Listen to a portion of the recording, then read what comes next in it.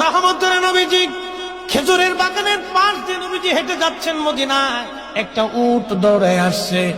উট এসে আল্লাহর হাবিবের কদম মোবারকের সামনে পড়ে মাথা নিচু করে নবীজির কদমের মধ্যে মুখ লাগায় কাঁদতেছে। উটের জবান খুলে গেল।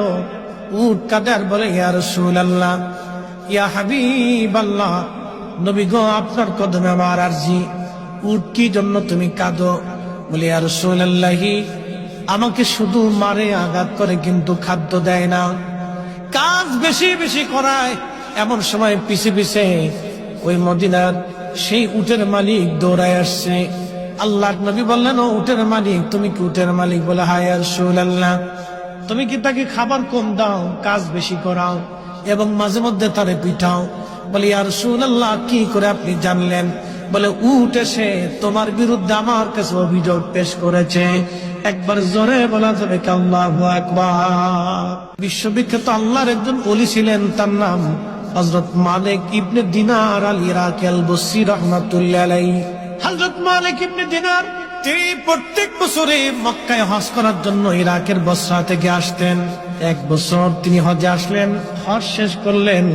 হজ শেষ করার পরে আল্লাহর দরবারে দোয়া করলেন, আল্লাহ, আপনি দয়া করে আমাকে জানান কার হজ হলো, কার হজ হলো না। আপনি দয়া করে আমাকে একটু জানান আল্লাহ।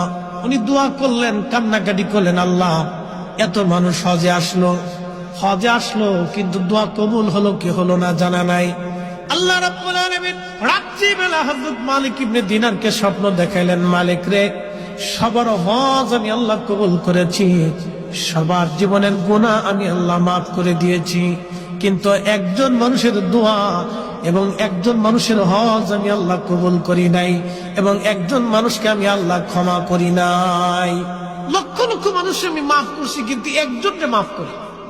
তো মালিক ইবনে দিনার ইরাকি বসরি খুব চিন্তায় পড়ে গেলেন যে ওই একটা লোক যদি আমি হই, তাহলে আমার জীবন বরবাদ হয়ে গেছে। ওরা তো সবসময় আল্লাহকে খুশি করার জন্য নিয়োজিত থাকে। একসাথে বলবেন আল্লাহু আকবার।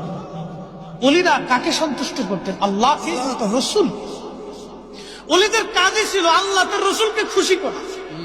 কত